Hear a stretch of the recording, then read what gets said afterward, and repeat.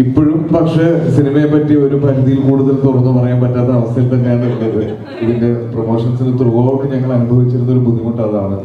ഇനി നിങ്ങൾക്ക് മനസ്സിലാവും ഞങ്ങളുടെ ആ ബുദ്ധിമുട്ട് എന്തായിരുന്നു എന്നുള്ളത്. നിങ്ങൾ എല്ലാവരും കണ്ടു എന്ന് ഞാൻ വിശ്വസിക്കുന്നു. അതെ, നിങ്ങൾ എല്ലാവരും ഞാൻ തിയേറ്ററിൽ കണ്ടവരാണ്. അപ്പോൾ എന്തുകൊണ്ടാണ് ഇത് പറയാൻ മടി കാണിക്കുന്നത് എന്നുള്ളത് നിങ്ങൾക്ക് ഇപ്പോൾ മനസ്സിലായി കാണും. ഇനി കാണുന്ന പ്രേക്ഷകന് തീർച്ചയായിട്ടും തിയേറ്റേഴ്സിൽ അത് നിങ്ങൾ അനുഭവിച്ച ആ ഒരു എക്സൈറ്റ്മെന്റ് അല്ലെങ്കിൽ ആ ഒരു എക്സ്പീരിയൻസ് മിസ്സാവാതിരിക്കാൻ കുറച്ചു നാളും കൂടെ ഇത് സീക്രട്ടായിട്ട് വെച്ചേ പറ്റുള്ളൂ. പക്ഷെ കുറേ അധികം നല്ല നല്ല കോമൻസ് സിനിമ കണ്ടവരുടെ ഭാഗത്ത് നിന്ന് വളരെ ജെന്യുവിൻ ആയിട്ടുള്ള കോമൻസ് വരുന്നുണ്ട്. അതിൻ്റെ താഴെ കോപ്പി പേസ്റ്റ് കോമൻസും വരുന്നുണ്ട്. അതിപ്പോൾ നമുക്കൊന്നും ചെയ്യാൻ പറ്റില്ല, ഒരു ട്രെൻഡാണത്. ബട്ട് സ്റ്റിൽ ഓവറോൾ വളരെ വളരെ സന്തോഷത്തിലാണ്, അല്ലെങ്കിൽ വളരെ വലിയൊരു മികച്ച തുടക്കത്തിലാണ് രേഖാചിത്രം എന്ന് പറഞ്ഞ നമ്മളുടെ ഈ വലിയ സിനിമ ആരംഭിച്ചിരിക്കുന്നത്.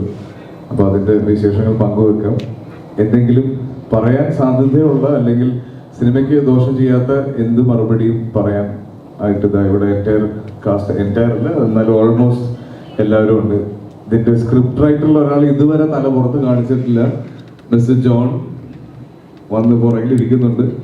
എന്തെങ്കിലും ചോദ്യം ചോദിക്കുക എന്നുള്ള പേടിയിലാണ് ഇപ്പോഴും ഉള്ളത്. അപ്പോൾ ആരംഭിക്കാം.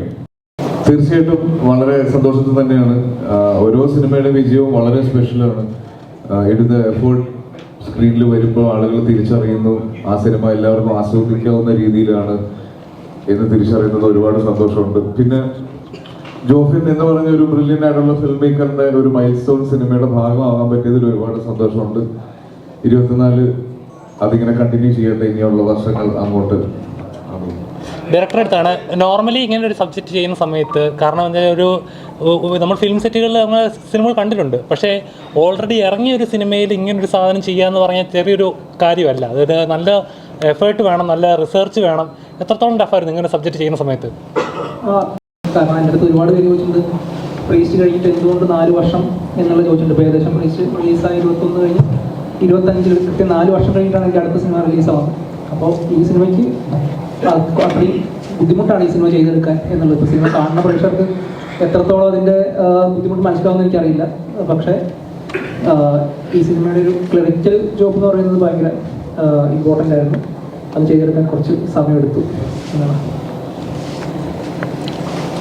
അസ്ബിക, തലവിന് ശേഷം കിഷ്കിന്ധയ്ക്ക് ശേഷം അമേരിക്കയ്ക്ക് ശേഷം വീണ്ടും ഹിറ്റിലേക്ക് ഇങ്ങനെ കയറിക്കൊണ്ടിരിക്കുകയാണ്. ശരിക്കും പറഞ്ഞാൽ ഇത് കരിയറിലെ ഏറ്റവും നല്ലൊരു പീരീഡിലൂടെ പോയിക്കൊണ്ടിരിക്കുന്നത് തോന്നുന്നല്ലേ? How do you feel? ഒരുപാട് സന്തോഷം തന്നെ. ഞാൻ മനസ്സിലാക്കിയെടുത്തോളം എല്ലാവർക്കും ഇങ്ങനൊരു നല്ല സമയവും മോശ സമയവും വരും.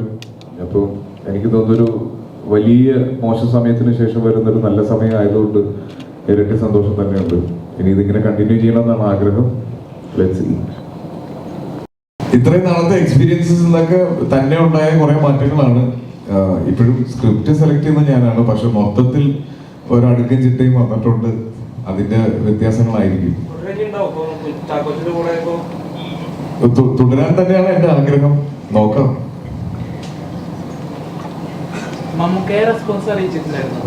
കഴിഞ്ഞിറങ്ങി പുറത്തേക്ക് വരുമ്പോൾ ഞാൻ പറഞ്ഞു, ഒരുപാട് നല്ല മൊമെന്റ്സ് തിയേറ്ററിൽ ഞങ്ങൾക്ക് ഫീൽ ചെയ്തു. പല സ്ഥലങ്ങളിലും പല രീതിയിൽ ഗംഭീരമായ ഇമോഷൻസ് വരുന്ന സമയത്തൊക്കെ ഉള്ള കയ്യടികളെ പറ്റിയിട്ടൊക്കെ പറഞ്ഞു. അപ്പോൾ തിരിച്ചു വന്നത് കൺഗ്രാജുലേഷൻസ് ഫ്രം മമ്മൂട്ടി ചേട്ടൻ എന്നായിരുന്നു. സിനിമ കാണുമ്പോൾ മനസ്സിലാവും. എനിക്കും അതേപോലത്തെ ഒരു മെസ്സേജ് ഞാൻ അയച്ച ഒരു താങ്ക് യു മെസ്സേജ് റിപ്ലൈ ആയിട്ട് സെയിം മെസ്സേജ് എനിക്ക് വന്നു. എന്തൊരു അപ്ഡേറ്റഡ് ആണെന്ന് ആലോചിക്കാൻ അദ്ദേഹം. അല്ല, എനിക്കിതിൽ സിനിമ കണ്ടവർക്കറിയാം, ഇതിൽ മമ്മൂക്കയുടെ സമ്മതമില്ലാതെ ഈ സിനിമ ചെയ്യാൻ പറ്റില്ല. അതുകൊണ്ട് തന്നെ ഞാൻ ആലോചിയുടെ അടുത്ത് നിൻ്റെ ഒരു സബ്ജക്റ്റ് പറഞ്ഞപ്പോൾ മമ്മൂക്കയോട് സംസാരിച്ച് നോക്കാം എന്നുള്ളത് പറഞ്ഞില്ല. മമ്മൂക്കയോട് പറഞ്ഞ സമയത്ത് ചെയ്തോ എന്ന് പറഞ്ഞു. അപ്പോൾ അതിൻ്റെ ഒരു പോയിന്റിൽ ഞാൻ വെച്ചിട്ടുണ്ടായിരുന്ന ഒരു കാര്യം, ഒരു എപ്പിസോഡ് ഉണ്ടായിരുന്നു. അപ്പോൾ നമുക്ക് പറഞ്ഞു അത് അതിനേക്കാൾ നല്ലത് ശരിക്കും ഉണ്ടായ സംഭവമുണ്ട് എന്ന് പറഞ്ഞിട്ടാണ് കാര്യം പറഞ്ഞു തന്നത്. അതാണ് ആ സിനിമയുടെ ഒരു പോയിന്റിൽ വരുന്നത്. അത് ശരിക്കും നടന്ന സംഭവമാണ്. സംഭവം. അത് സിനിമ കാണുന്നവർക്ക് അത് മനസ്സിലാവും എന്താണെന്നുള്ളത്. ഇപ്പോഴും ഞങ്ങൾ അതേ ഡിലേമിൽ തന്നെയാണുള്ളത്.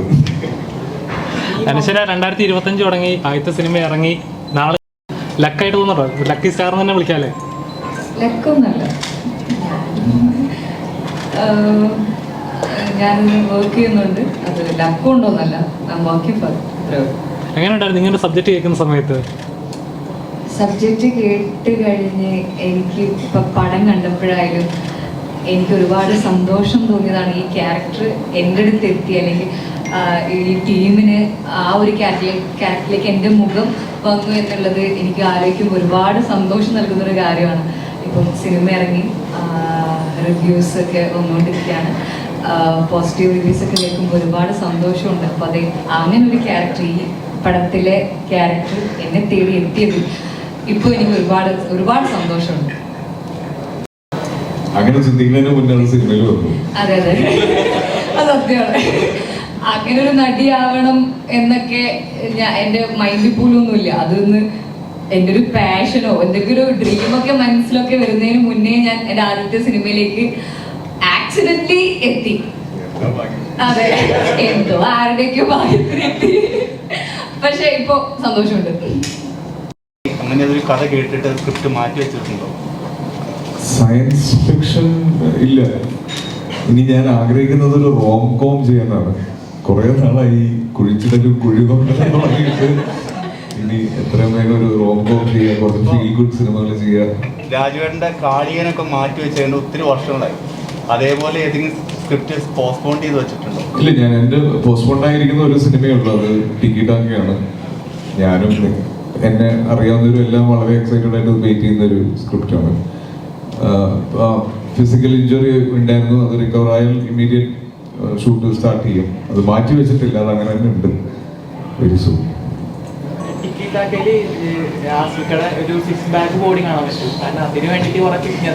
ഇന്ന് ഈ സിനിമയുടെ വിജയം ആഘോഷിക്കാൻ ഉച്ചയ്ക്ക് ഒരു മട്ടൻ ബിരിയാണി കഴിച്ചിട്ടുണ്ട്.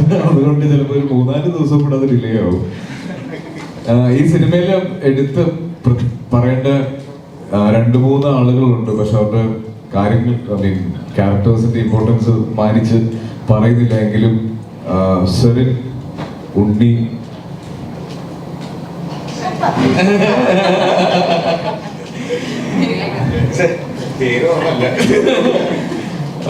മേഘ, ഇവരെല്ലാരെയും പറ്റിയിട്ട് പറയണം എന്നുണ്ട്. പക്ഷെ അറിയില്ല, സിനിമ ഇനി കാണുമ്പോൾ, ഐ മീൻ ആദ്യമായിട്ട് കാണാൻ പോകുന്നവർക്ക് അത് ബാധിക്കാൻ സാധ്യത ഉള്ളതുകൊണ്ടാണ്. പക്ഷെ നിങ്ങൾ ഇവരെയൊക്കെ ഒന്ന് നോട്ട് ചെയ്ത് വെച്ചോ.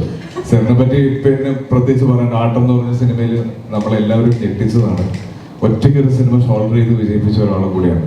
അപ്പം സെറിന്റെ ഒരു ഗംഭീര പെർഫോമൻസ് ആയിരുന്നു ഈ സിനിമയിൽ. ഇതുവരെ വരുന്ന എല്ലാ റിവ്യൂസിലും സെറിനെ പറ്റി മെൻഷൻ ചെയ്യുന്നുണ്ട്. അതുപോലെ തന്നെ ഉണ്ണിയും മേഘയും, മേഘ പ്രത്യേകിച്ച് ആദ്യത്തെ കാലഘട്ടം വളരെ ബ്രില്യൻ്റ് ആയിട്ട് ചെയ്തു എന്ന് എല്ലാവരും പറയുന്നു. കൺഗ്രാറ്റുലേഷൻസ്. ഭാമ മറന്നതല്ല കേട്ടോ. പിന്നെ എടുത്തു പറയേണ്ടത് സിനിമറ്റോഗ്രാഫർ അല്ലേ, ക്യാമറ കൈപിടിച്ച് നിൽക്കുന്ന നിങ്ങൾ എല്ലാവരും അദ്ദേഹത്തിനെ പറ്റി കേൾക്കാൻ ആഗ്രഹിക്കുന്നുണ്ടെന്ന് അറിയാം. ഞങ്ങൾ ഒരുമിച്ച് ആദ്യം ചെയ്തത് ലെവൽ ക്രോസ് ആണ്. അതിനുശേഷം ഈ സിനിമയിലേക്ക് വരുമ്പോൾ എൻറ്റയർലി ഡിഫറെൻ്റ് ആയിട്ടുള്ള ഒരു ഔട്ട്ലുക്കിലേക്ക് ഇതിനെ കൊണ്ടുവന്നു. അപ്പു 2 വാക്ക് സംസാരിച്ചേ പറ്റുള്ളൂ. എനിക്ക് ആദ്യം താങ്ക്സ് പറയേണ്ട ജോഫിനാണ്. കാരണം കമേഴ്ഷ്യൽ സിനിമയിൽ എനിക്ക് മലയാളം കമേഴ്ഷ്യൽ സിനിമയിൽ അധികം എക്സ്പീരിയൻസ് ഇല്ലാണ്ട് തന്നെ അല്ലെങ്കിൽ ഇങ്ങനത്തെ ഒരു വലിയ പടത്തിൽ വിളിച്ചു. First of all thank you Jofin. പിന്നെ കൂടെ നിന്ന് ആർട്ട് ഡയറക്ടർ ഷാജി നടു. അതായത് നമുക്ക് പഴയ കാലഘട്ടമുണ്ട്, പുതിയ കാലഘട്ടമുണ്ട്. ഈ 60 ദിവസത്തിനുള്ള 90 ലൊക്കേഷനാണ് ഞങ്ങൾ കവർ ചെയ്തത്. അപ്പം ഓരോ ലൊക്കേഷൻ ഷൂട്ട് ചെയ്യുമ്പോൾ 2 ലൊക്കേഷൻ പ്രെപ്പ് ഓൾറെഡി നടന്നുകൊണ്ടിരിക്കുന്നുണ്ട്. അപ്പം അവരുടെ whole team, I would like to thank them. പിന്നെ ഞങ്ങളുടെ ചീഫ് അസോസിയേറ്റ് ഡയറക്ടർ, ക്രിയേറ്റീവ് ഡയറക്ടറായിട്ടുള്ള ബേബി പണിക്കർ, പുള്ളിയായിരുന്നു ഒരു ഡയറക്ടോറിയൽ ടീമിൻ്റെ ഒരു നെടുന്തൂണായി നിന്ന ഒരു മനുഷ്യൻ. അതെ. അതേപോലെ കളറിസ്റ്റ് ബിജു പ്രഭാകർ. കാരണം ഞങ്ങൾക്ക് ഇതിൽ ഒരു 2 കാലഘട്ടത്തിൽ തന്നെ ഒരു 3 ഡിഫറെൻറ്റ് ഫിലിം ലുക്സ് വരുന്നുണ്ട്. അപ്പോൾ അത് വളരെ സട്ടിലി അതിനെ കൊണ്ടുവരാൻ സഹായിച്ചത് ബിജുവിൻ്റെ ഒരു ടെക്നിക്കൽ എക്സ്പെർട്ടീസാണ്. ഇവരെയാണ് ശരിക്കും എടുത്ത് പറയുന്നത് എൻ്റെ സൈഡിൽ നിന്ന് ഞാൻ പറയാൻ ആഗ്രഹിക്കുന്നത്. പിന്നെ ഡെഫിനറ്റ്ലി ഹോൾ ടീം, ഇത്രയും ഗംഭീരമായിട്ടുള്ള ആർട്ടിസ്റ്റിൻ്റെ കൂടെ വർക്ക് ചെയ്യാൻ പറ്റി. ലൈക്ക് എല്ലാവരും പെർഫോമൻസ് എടുത്ത് പറയണമെന്നുണ്ട്. എനിക്ക് ഓരോ എണ്ണം ഇട്ട് പറയാൻ പറ്റാത്തതുകൊണ്ടാണ്. പക്ഷേ നിങ്ങൾ പടം കാണുമ്പോൾ മനസ്സിലാവുന്നത്.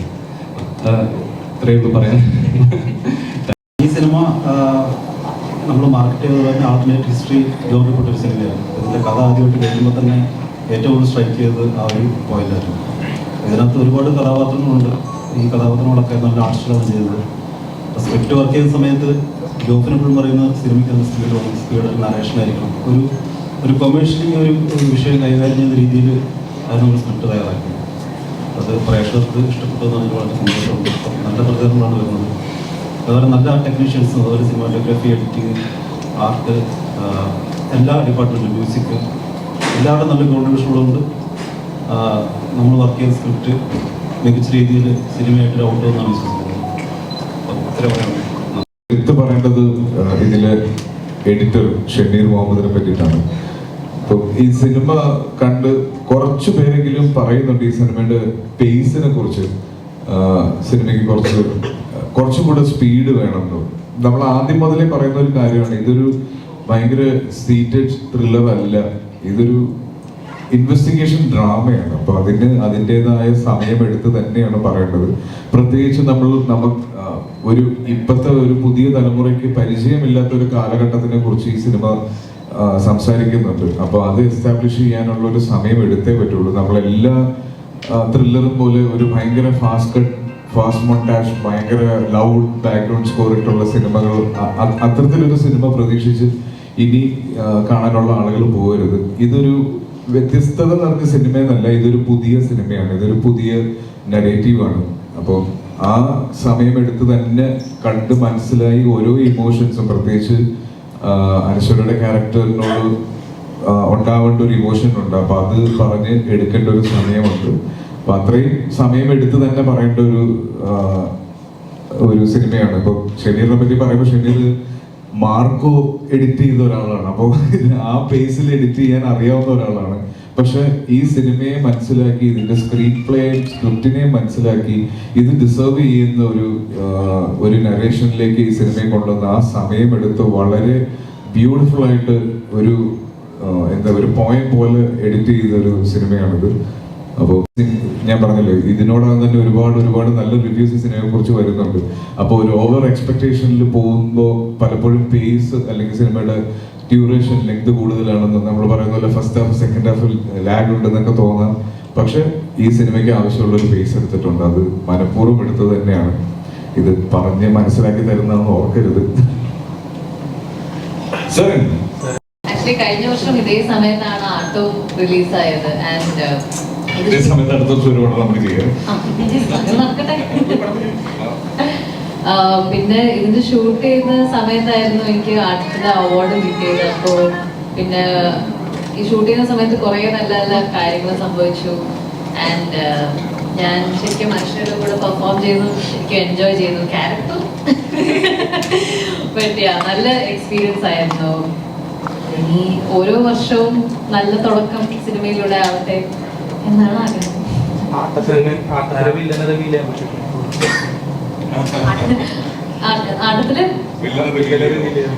അതല്ല അതിന്റെ പോയിന്റ്. ഇത്രയും മനസ്സിലായില്ല. ഈ രണ്ട് സിനിമയിൽ ആട്ടമാണെങ്കിലും ഇപ്പൊ രേഖാചിത്രമാണെങ്കിലും സരിന്റെ കഥാപാത്രത്തിന് ഒരു പ്രത്യേകതയായിട്ട് തോന്നിയതെന്ന് വെച്ച് കഴിഞ്ഞാൽ അവനവനൊരു ശരി ഉണ്ട്. ആ ശരിക്ക് അവസാനം വരെ കട്ടക്കി നിൽക്കുന്ന ഒരു ക്യാരക്ടറായിട്ടാണ്. ജീവിതത്തിൽ ഇങ്ങനത്തെ ഏതെങ്കിലും അനുഭവങ്ങളൊക്കെ ഉണ്ടായിട്ടുണ്ടോ? തീർച്ചയായിട്ടും ഉണ്ടായിട്ടുണ്ട്. പക്ഷെ അതിന് ജീവിതത്തിൽ കുറെ ഇതുപോലത്തെ സംഭവങ്ങൾ നടന്നിട്ടുണ്ട്. അതിൽ നിന്നൊക്കെ കുറച്ച് ഇങ്ങനെ അബ്സോർബ് ചെയ്ത് നമ്മുടെ പെർഫോമൻസ് പറ്റുന്നത്ര റിലേറ്റബിൾ ആക്കണം എന്നാണ്. പറ്റിയ രണ്ട് ക്യാരക്ടേഴ്സും അവരുടേതായ ശരിയിൽ ഇങ്ങനെ പിടിച്ചു നിൽക്കുന്നു. ബോത്ത് സ്ട്രോങ്, അവരുടേതായ രീതിയിൽ അവർ രണ്ടുപേരും സ്ട്രോങ് ക്യാരക്ടേഴ്സ് ആണ്. വളരെ സന്തോഷമുണ്ട്. കാരണം ഈ 2025 ആദ്യത്തെ സിനിമ അത്രയും വലിയൊരു സിനിമയിൽ ഭാഗമാകാൻ പറ്റിയ ഒരുപാട് സന്തോഷം. പിന്നെ ആസുക്ക സ്കൂളിൽ അഭിനയിക്കാൻ പറ്റിയത്, അതേപോലെ ജോബി, താങ്ക് യു. ജോബിയാണ് ഇതിനെ കാസ്റ്റ് ചെയ്തു. പിന്നെ നമ്മുടെ എല്ലാ ടീമും, അസോസിയേറ്റ്സ് ആണെങ്കിലും പ്രൈവേറ്റ് റമാസ്, അങ്ങനെ എല്ലാവരും എന്നെ ഭയങ്കരമായിട്ട് ഈ സിനിമയിലേക്ക് സപ്പോർട്ട് ചെയ്തിരുന്നു. ഈ സമയത്തൊക്കെ താങ്ക്സ് പറഞ്ഞു തോന്നുന്നു. പിന്നെ ഇനിയും ഇതേപോലെ നല്ല നല്ല സിനിമകളുടെ ഭാഗമാണെന്നും കുറച്ചുകൂടി നല്ല മുമ്പോട്ട് പോകണമെന്നൊക്കെയാണ് ഭയങ്കര ആഗ്രഹം. അപ്പം അത് സംഭവിക്കട്ടെ എന്ന് ഞാൻ തന്നെ ചെയ്യുന്നത്. ഇതിനെപ്പറ്റി കഴിഞ്ഞ ദിവസം ഫാൻസ് മീറ്റിൽ ഇങ്ങനെ ആസിഫ് ഖാൻ പറഞ്ഞായിരുന്നു, ഇനി ഉണ്ണിയെ കാണുമ്പോൾ ഒരാൾ പോലും ഷോർട്ട് ഫിലിം അഭിനയിച്ച നായകൻ എന്ന് പറയത്തില്ല, അതിനെ മാറ്റി പറയും, സിനിമയിലെ നായകൻ എന്ന് തന്നെ പറയുമെന്ന് പറയും. കഴിഞ്ഞിടെ തന്നെ രേഖയിൽ തന്നെ അത് ഓൾറെഡി അങ്ങനെ രജിസ്റ്റർ ചെയ്തായിരുന്നു. അപ്പോൾ അതിനുശേഷം ഒരു താമസം വന്ന പോലെ തോന്നിയോ ഇതേപോലെ ഒരു പടം വരാൻ വേണ്ടിയിട്ട്? ഉറപ്പായിട്ടും. കാരണം ഞാൻ രേഖ ചെയ്തപ്പോൾ സത്യം പറഞ്ഞാൽ ഞാൻ വിചാരിച്ചായിരുന്നു ഇനി കൂടെ രക്ഷപ്പെടും. പക്ഷേ അത് കഴിഞ്ഞപ്പോൾ എന്നെ ആളുകൾ തിരിച്ചറിയുന്നത് ഷോർട്ട് ഫിലിമിലെ നായകൻ എന്ന് പറഞ്ഞിട്ട് തന്നെയാണ്. പക്ഷേ ആസിഫ് ഖാൻ പറഞ്ഞ കമൻറ്റ് കഴിഞ്ഞ് ഇന്ന് ഞാൻ പുറത്തിറങ്ങുമ്പോൾ എനിക്ക് വരുന്ന ഏറ്റവും കൂടുതൽ പറഞ്ഞ മെസ്സേജ് നടൻ നീ മാറി, അല്ലെങ്കിൽ പറഞ്ഞ കാര്യം കറക്റ്റായി എന്ന് പറഞ്ഞിട്ടാണ് വരുന്ന മെസ്സേജ് മൊത്തം അങ്ങനെ വരുന്നത്. പിന്നെ കുറേ റിവ്യൂവേഴ്സ് ആണെങ്കിലും അത് ഇപ്പം കുറേ യൂട്യൂബ് വീഡിയോസ് ആയിട്ട് എനിക്ക് മെൻഷൻ ചെയ്ത് തരുന്നുണ്ട്. ആ പറഞ്ഞ അച്ചട്ടമായി അത് കറക്റ്റായി പറയുന്നത് അതിൽ ഒരുപാട് സന്തോഷമുണ്ട്. എല്ലാവർക്കും നമസ്കാരം. ഇവരെല്ലാവരും പറഞ്ഞ ഭാഗമാകാൻ പറ്റിയതിന് വലിയ സന്തോഷം. പിന്നെ ഇത്രയും വലിയ ടീമിൻ്റെ കൂടെ വർക്ക് ചെയ്യാൻ പറ്റുക എന്നുള്ളത് അതിലും വലിയ സന്തോഷം. അപ്പോൾ താങ്ക് യു. പ്രൊമോഷൻസിൻ്റെ സമയത്ത് നമുക്ക് കുറേ കാര്യങ്ങൾ ആക്ച്വലി പറയാൻ സോറി അതെ. അപ്പോൾ ഈ പ്രൊമോഷൻസിൻ്റെ സമയത്ത് നമുക്ക് കുറേ കാര്യങ്ങൾ ആ സമയത്ത് പറയാൻ പറ്റിയിട്ടുണ്ടായിരുന്നു. ഇപ്പോൾ റിലീസായി കഴിഞ്ഞിട്ട് പോലും ഐ ഹോപ്പ് നിങ്ങളെല്ലാവരും നമ്മുടെ കൂടെ സ്ക്രീനിലുണ്ടായിരുന്നു, നിങ്ങൾക്കത് മനസ്സിലായി കാണും. ആൻഡ് ഈ പ്രോജക്റ്റിൽ എനിക്ക് താങ്ക്സ് പറയാനുള്ളത് Jofin, thank you so much എന്നെ ഇതിനകത്ത് ഇൻവൈറ്റ് ചെയ്തതിന്. ഈ കഥ പറഞ്ഞത് എൻ്റെ അടുത്ത് ജോൺ കഥ പറഞ്ഞതുകൊണ്ടാണ് അതങ്ങനെ രേഖാചിത്രം. അപ്പോൾ ചേട്ടാ thank you so much, I look very good. And obviously ആസിഫിൻ്റെ കൂടെ വർക്ക് ഒത്തിരി ആഗ്രഹിച്ചു. One of the actor that I wanted to work with Asif ആയിരുന്നു, I could work with Asif. Thank you Asif. And Ashwara, thank you so much. It was really nice working with you. Zarif, loved being with you. Nice knowing you. ഒന്നിനെ ആകെ മറ്റൊരു പ്രാവശ്യം മറ്റേ പറയല്ലേ ഒരു പ്രാവശ്യം കണ്ടിട്ടുള്ളൂ. ഞാൻ പറയാൻ ഉദ്ദേശിച്ച സംഭവം വെച്ചാൽ I hope you understand that രേഖാചിത്രത്തിൻ്റെ ഷൂട്ടിൻ്റെ സമയത്ത് we was so involve. This is how this set was. And then ലാസ്റ്റിൽ നമ്മുടെ ഈ സിനിമ ഔട്ട് വന്നപ്പോൾ ഇതിൻ്റെ ഔട്ട് കാണുമ്പോൾ ആൻഡ് ദെൻ ഹൗ പ്രേക്ഷകർ ഇത് അപ്രീഷിയേറ്റ് ചെയ്യുന്ന കാണുമ്പോൾ നല്ലൊരു really happy from within. Thank you so much for everybody coming here and watching ആ സിനിമ. ഐ ഇപ്പോൾ കേക്ക് ആണെങ്കിൽ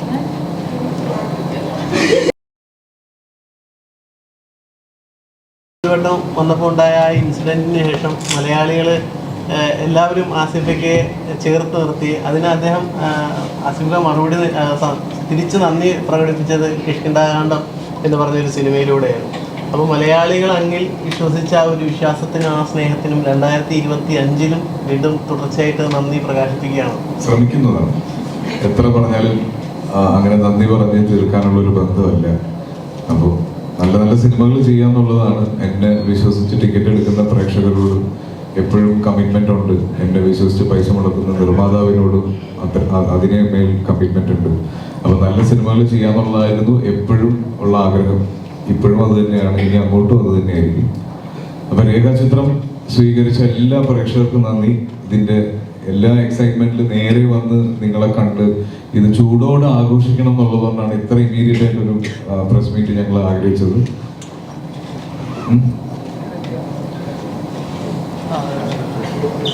അപ്പോൾ ഇവിടെ വന്നതിനും ഈ ചെറിയ സമയം കൊണ്ട് തന്നെ ലോകം മുഴുവൻ ഈ സിനിമയുടെ ഒരു വിജയം അറിയിച്ചതിനും നിങ്ങളോട് ഒരുപാട് നന്ദി പറയുന്നു. അപ്പൊ ഇനി കാണാനുള്ള പ്രേക്ഷകർ സ്പോയിലേഴ്സ് ഒക്കെ നിങ്ങളുടെ മുന്നിലേക്ക് എത്തുന്നതിന് മുന്നേ ഈ സിനിമയിൽ ആരെങ്കിലും ഒക്കെ ഉണ്ടോ ഇല്ലയോ എന്നൊക്കെ നിങ്ങൾ അറിയുന്നതിന് മുന്നേ തന്നെ പോയി തിയേറ്റേഴ്സിൽ തന്നെ കാണാൻ ശ്രമിക്കുക.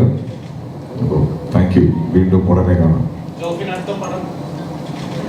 കുറേ കാര്യങ്ങൾ തിരുത്തി ചെയ്തതാണോ അങ്ങനെയാണ് ഞാൻ ചോദിക്കുന്നത്.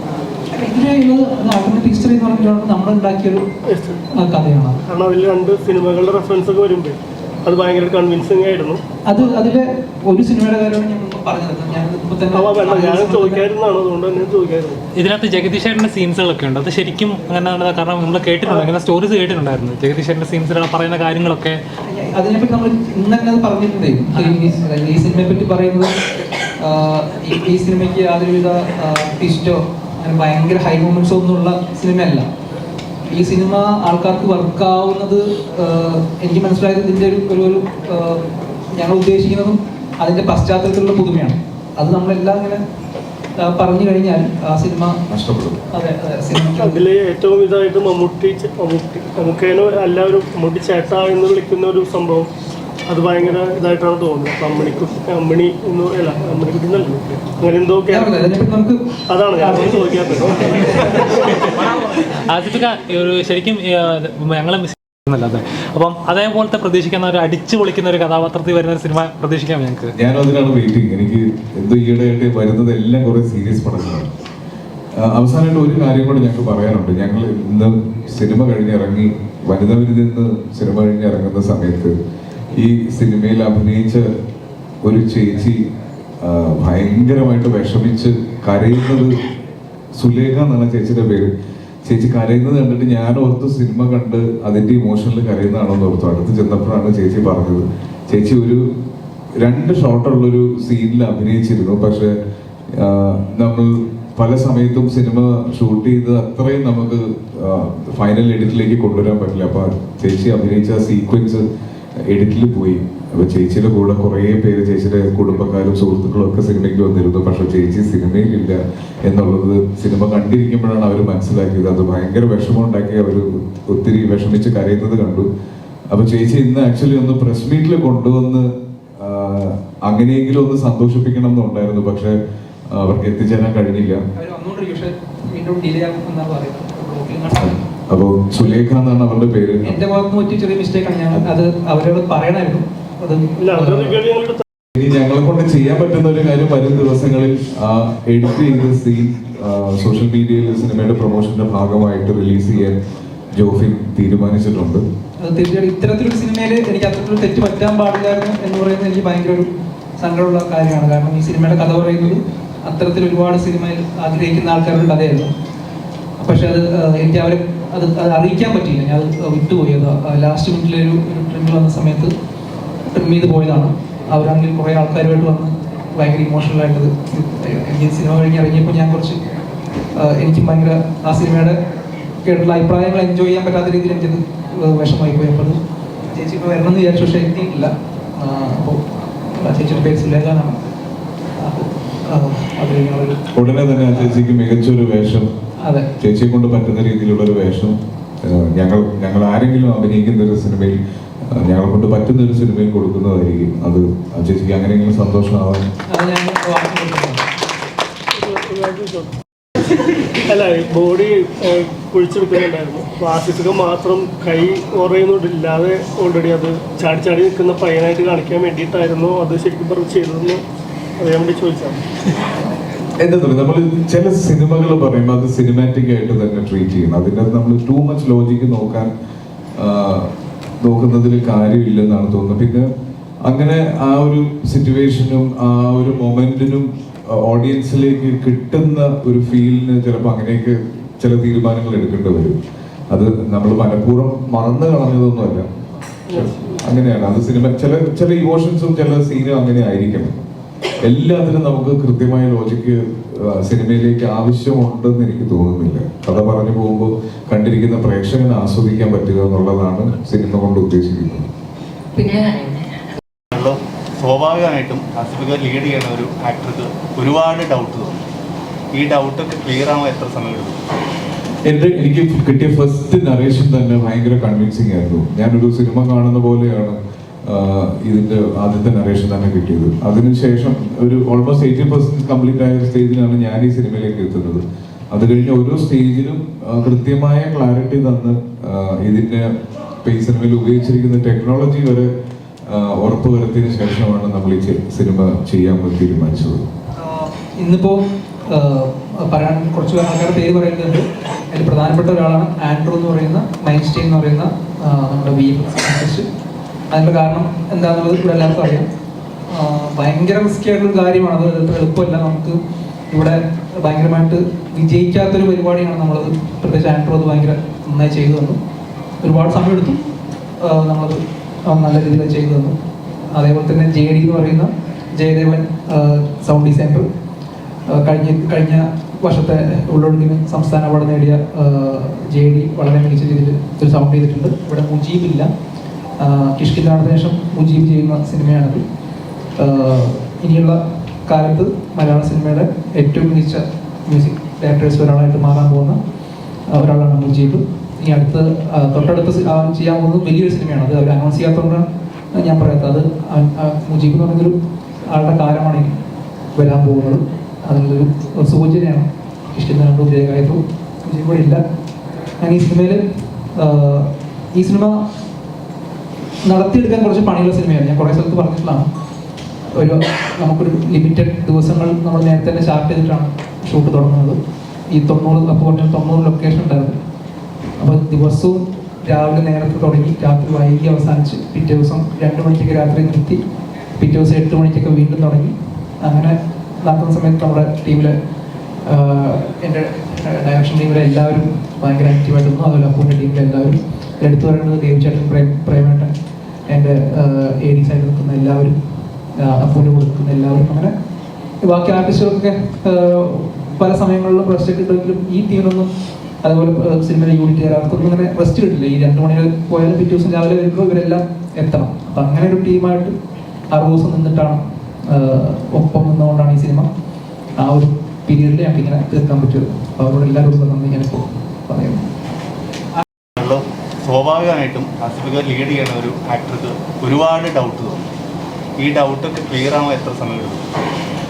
എനിക്ക് കിട്ടിയ ഫസ്റ്റ് നറേഷൻ തന്നെ ഭയങ്കര കൺവിൻസിങ് ആയിരുന്നു. ഞാനൊരു ടൈറ്റിൽ ജസ്റ്റ് റിവീൽ ചെയ്തോളൂ. ഇനി ഓരോന്നായിട്ട് തരാം. എല്ലാം കൂടെ ഒറ്റയടിക്ക് വന്നാൽ നമുക്ക് ഇടയ്ക്കിടയ്ക്ക് കാണാനുള്ള അവസരം നോക്കാം. ജിത്തു ജോസഫ് സാർ ഏത് ടൈപ്പ് ഓഫ് സിനിമ ചെയ്യുന്നതാണ് ഇഷ്ടം? അല്ലേ? അങ്ങനെ തന്നെ പോട്ടെ.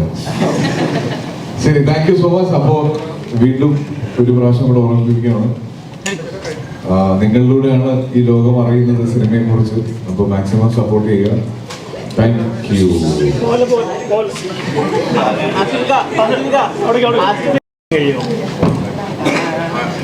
രണ്ടുപേരോട് പ്രിയപ്പെട്ടവരാണ് നമ്മൾ രണ്ടുപേരും. അതുപോലെ തന്നെ മമ്മൂക്ക ഫാൻസിനും അതുപോലെ തന്നെ പ്രിയപ്പെട്ടവരാണ് നിങ്ങൾ രണ്ടുപേരും. അപ്പം അവർക്ക് വേണ്ടി, മമ്മൂക്ക ആരാധകർക്ക് വേണ്ടി മമ്മൂക്കയെ വെച്ച് നിങ്ങൾ 3 പേരുള്ള ഒരു സിനിമ പ്രതീക്ഷിക്കാം. ജോഫി സാറിന്റെ ഡയറക്ഷനിൽ മമ്മൂക്ക ആസിഫിലും ഒന്നിക്കുമെന്നാണ് ചോദിക്കുന്നത്.